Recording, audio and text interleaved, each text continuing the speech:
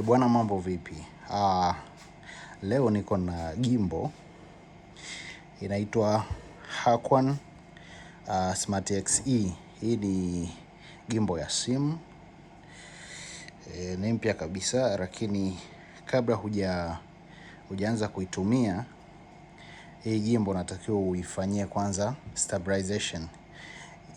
Isiweze kuwa inasheki au isiweze kuwa ni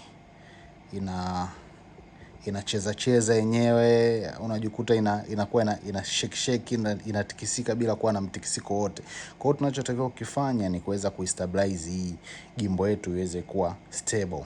So cha kufanya, kama ni gimbal yako ni mpya na unataka uifanyie stabilization,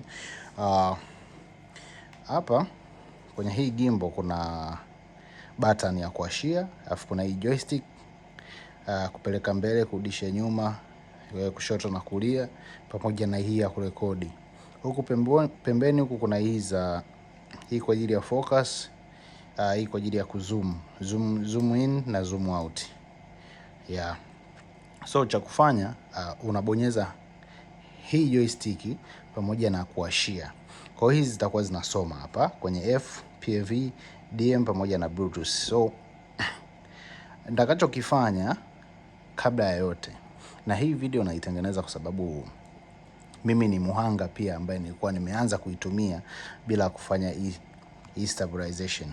So nitakachokifanya, nitabonyeza joystick kupandisha juu pamoja na hii button ya kuashia kwa pamoja.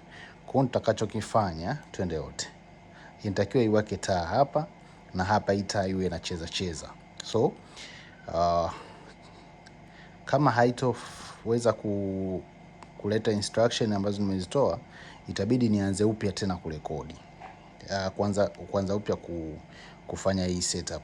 Na bonyeza hapa pamoja na kupeleka mbele joystick yangu juu. Peleka juu pamoja na haya. Hiyo. Muona inacheza hapa. So inavyocheza nitaiacha, itakuwa inafanya yenyewe rotation. Tabonyeza hii cha kurekodi hapa, pap. Itaanza kufanya yenyewe rotation, inajistabilize yenyewe. Ili itakapoanza kuitumia isiwe ina tofauti yoyote au isiwe ina changamoto yoyote kwenye upande wa kwanza kuitumia. So hapa inajistabilize yenyewe.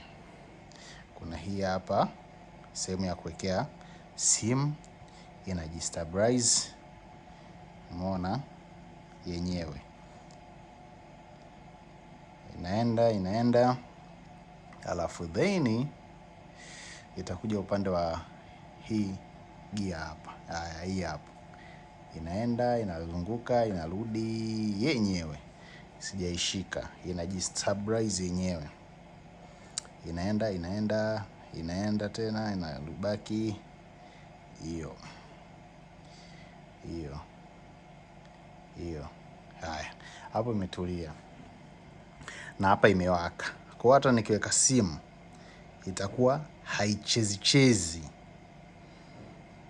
itakuwa iko vizuri sana. Na hii ndio njia rahisi ya kuweza kuifanya gimbal yako ikawa stable. So kitu kinachofuata au kwenye video nyingine inayofuata nitakuja kuelekeza namna ya kuanza kutumia app yake pamoja na kuanza kufanya motion na kila kitu, kuanza kushuti, setting na kila kitu. So unaweza ukaweka comment yako hapo chini kama tuko pamoja, na kama unataka hii issue au hii darasa ambalo nalielekeza hapa liweze kuendelea, utacomment tuendelee, au sio? Okay, naitwa RG. Thanks, mpaka wakati mwingine.